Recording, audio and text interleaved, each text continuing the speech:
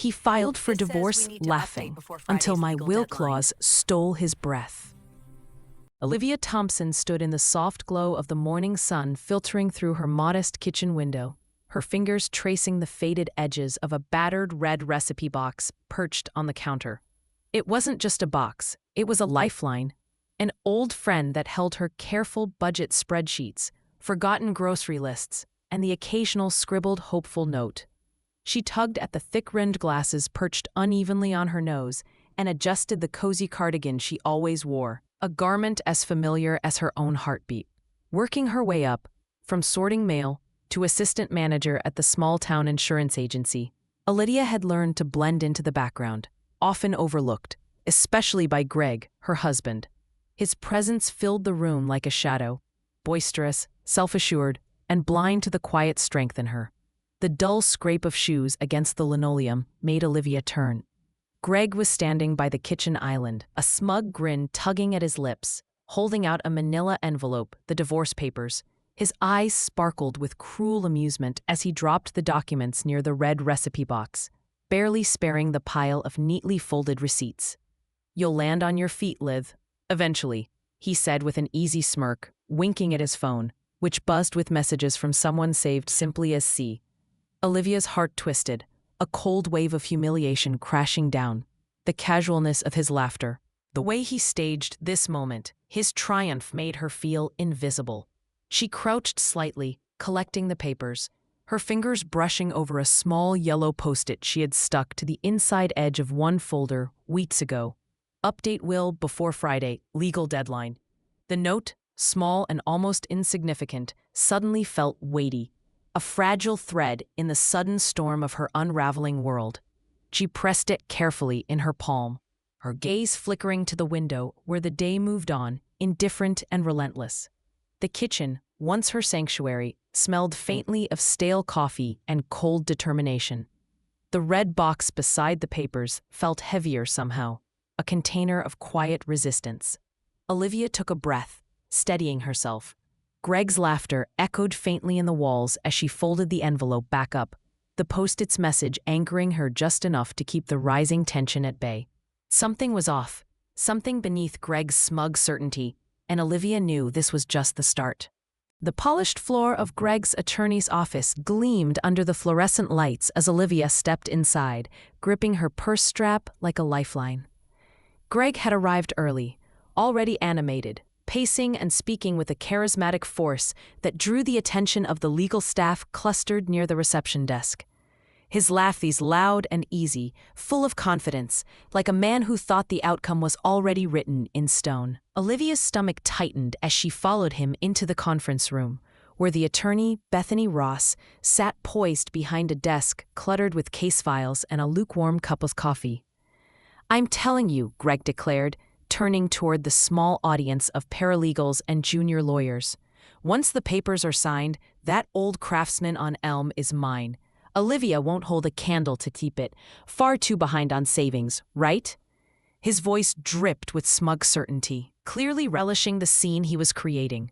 A paralegal at the corner forced a nervous chuckle that felt more like a cough, confirming to Olivia how the room leaned entirely in Greg's favor. Bethany's eyes flicked to Greg with a brief shadow of hesitation, a flicker of discomfort that softened her otherwise professional demeanor. "Let's focus on the documents," she said, her voice calm but firm, clearly wanting to keep the meeting on track. Olivia noticed the tension in Bethany's jaw, as if she were balancing on a tightrope, with Greg's influential connections silently pressing from one side. Olivia swallowed the lump rising in her throat. The sting was sharp, but she refused to show it. Instead, she recited the scenario swirling in her mind like a lifeline, the post-it note, the faint hope that the will deadline might mean something. Clenching her fists beneath the table, she pushed her fear aside. The legal papers felt heavy in her lap, but the note was a beacon in the fog. Update will before Friday, legal deadline. It was a small detail, but maybe that was all she had. As Bethany wrapped up the meeting, she lowered her voice and gave Olivia a glance that held a hidden warning, or perhaps a reluctant piece of advice. "By the way," Bethany said quietly, If any assets shift before that will is updated, things can get complicated, messy, even. It's something to keep in mind. Olivia nodded swiftly, filing that away like a weapon she'd sharpen in the coming days. Outside the building, the sun warmed the pavement under Olivia's feet, offering a brief break from the cold calculations inside. She inhaled deeply, feeling the chill fade just slightly. This wasn't an end, she told herself. It was a first step, and sometimes even the smallest clue could open a door. When dignity finally speaks, who tends to listen in your world? Olivia drove to the lawyer's office, the hum of the engine a dull backdrop as she clutched a worn folder of divorce papers on her lap. The gas station coffee sat forgotten in the cup holder, its bitter scent barely cutting through the fatigue settling deep in her bones. At each office door she knocked on, smiles greased with polite sympathy barely hid the polite dismissals. "Your finances are tight," one attorney said, eyes flicking to the figures scattered on her paperwork. "Not much leverage here." Another shook his head after a brief glance. "Greg's already rerouted joint accounts, right? That makes it complicated." Olivia nodded silently, swallowing the growing knot of doubt. She was alone in this maze, her resources skeleton thin, and Greg's control tightening. By the time she pulled back into the driveway, her hands trembled slightly on the steering wheel. The exhaustion wasn't just physical, it was the slow erosion of hope. "Maybe he's right," Olivia whispered to herself, the bitter truth stinging sharper than the autumn wind slicing through the cracked windows. "Maybe I should just let it go." She pressed the horn twice, a mechanical sound that felt absurdly loud in the quiet evening. But then, as she opened the packet once more in the dim light of her car's interior, an old faded memo slid out. The handwriting was shaky, but familiar. Her mother's advice from weeks before. "Don't forget to notarize the inheritance clause for the house." Olivia blinked, the phrase settling in her mind like a seed newly planted. She'd remembered the post-it stuck to the wills folder about updating it before Friday's deadline. Maybe those words weren't just reminders, they were a lifeline. Digging through her purse, she pulled out the battered red recipe box from the glove compartment, her trusted vault of receipts, notes, and forgotten promises. The late summer sunlight flickered against the faded cardboard as she arranged the papers inside, focusing on that singular goal. A clarity was fragile but real. If there was a way to stall Greg, to claim her right, it might just rest there, buried beneath the layers of quiet resilience she had so carefully built. For a moment, she let herself believe she wasn't alone, not entirely. That small piece of hope flared, quiet but steady, enough to keep her hands from shaking and her spirit from breaking. She wasn't giving up, not yet.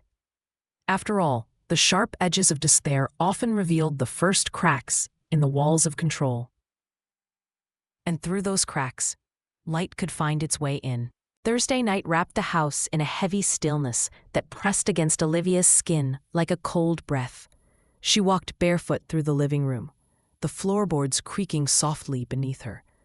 Faint traces of Greg's cologne hung in the air, mingling with the cardboard scent of emptied boxes stacked by the doorway. Each step echoed loneliness. The golden glow of the street lamp outside flickered against the window pane, casting a wavering reflection of a woman who felt both small and unraveling. Olivia stopped and studied that reflection.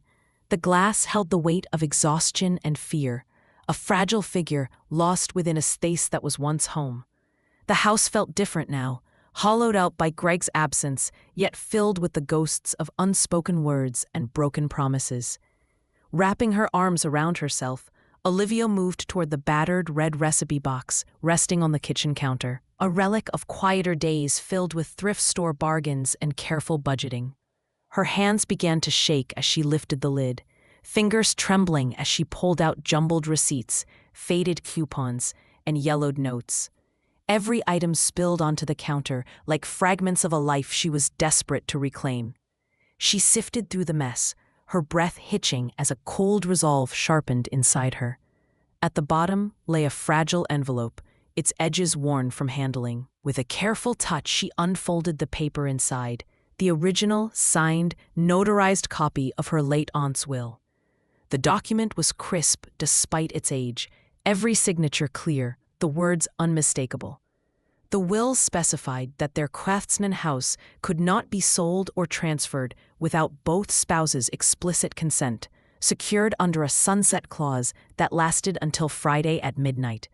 Olivia traced the ink with a finger, the reality of her late aunt's foresight settling like a shield around her. This clause wasn't just legal jargon, it was her tether to the home Greg had tried to write her out of prematurely. Yet the clause's ticking deadline loomed enormous, casting a shadow of urgency on her trembling hands. If she failed to act before midnight tomorrow, that protection would vanish, leaving the house vulnerable to Greg's designs. Her pulse thundered loud in the silence. The weight of this fragile lifeline almost suffocating, but with it came a flicker of hope she hadn't dared to feel in days.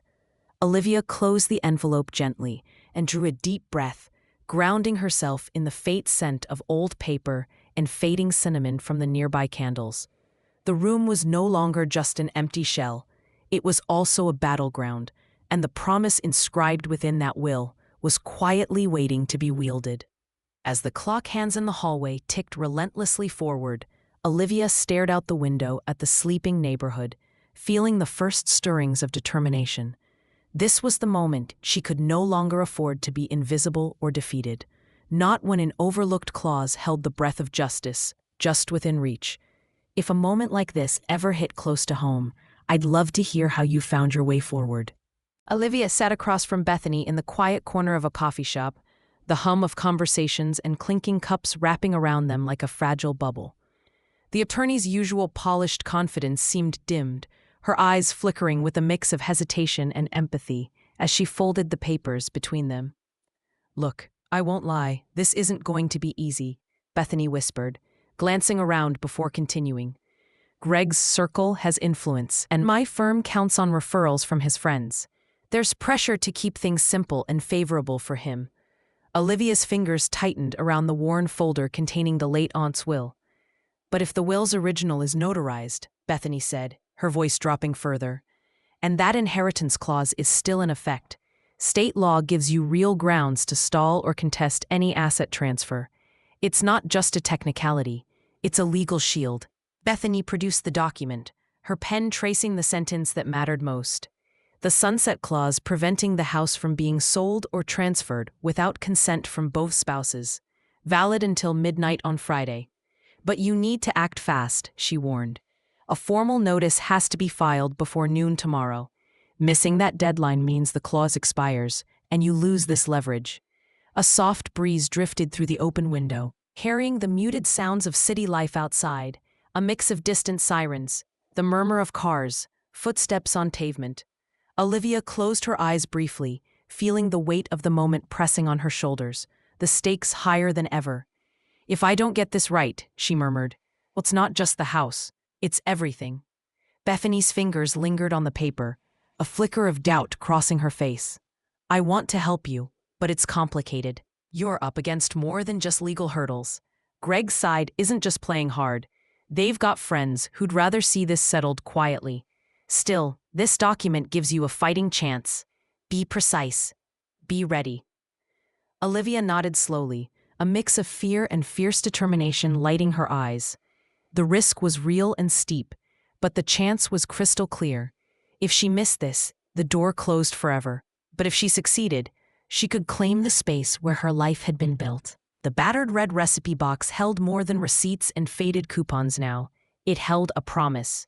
And with Bethany's reluctant but vital support, Olivia was ready to fight for that promise.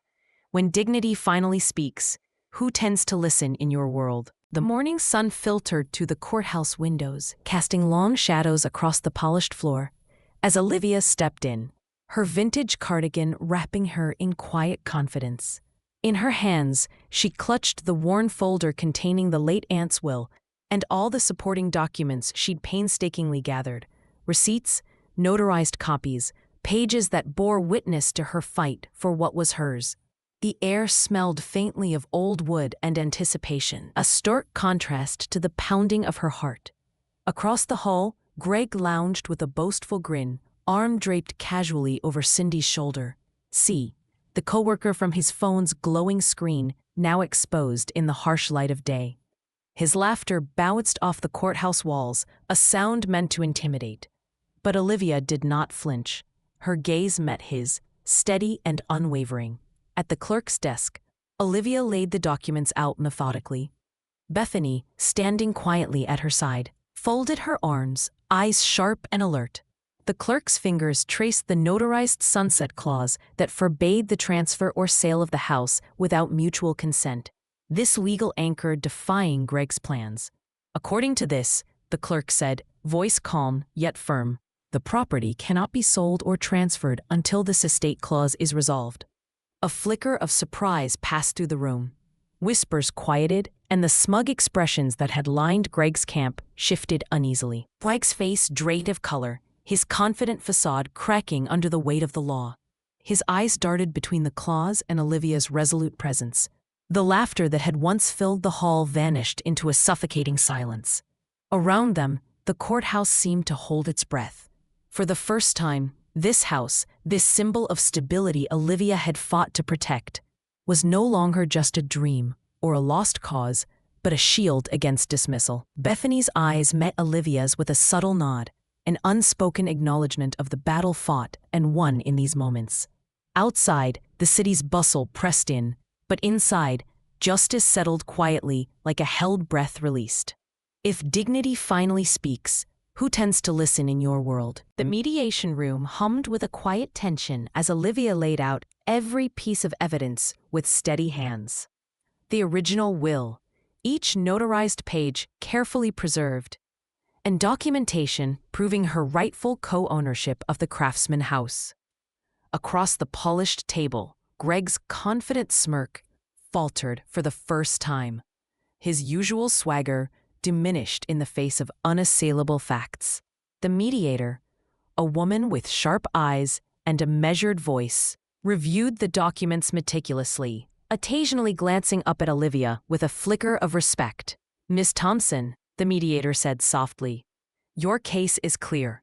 The will's sunset clause remains valid until the court resolves this dispute, and the co-ownership documentation leaves no question as to your stake in the property. Her fingers tapped the desk firmly. Therefore, you are entitled to remain in the house during this process. Additionally, your claim for misappropriated funds and legal fees is justified. The room held its breath, the formal declaration echoing like a lifeline. Greg's jaw clenched, a forced glare his only response as the mediator continued. An order is issued for restitution of misused funds, coverage of Miss Thompson's legal expenses, and a written apology to be submitted. Everything must be finalized immediately. The weight of the decision settled heavily on Greg's shoulders, a stark contrast to the flamboyant bravado he once wielded like armor. As Olivia gathered her papers, the doorway framed Bethany's face, her expression softened and approving. The nod Bethany offered was not just professional acknowledgement, but a quiet salute to Olivia's perseverance. A woman underestimated who had turned the tide with nothing but patience and principle. Outside the courthouse, the first rays of the waning afternoon sun caught the edges of falling autumn leaves swirling through the air. Olivia stepped out into the light, the crisp breeze brushing against her vintage cardigan, carrying with it a sense of renewal and the hard-earned hope of new beginnings. The legal victory was more than a personal win. It was a visible turning point.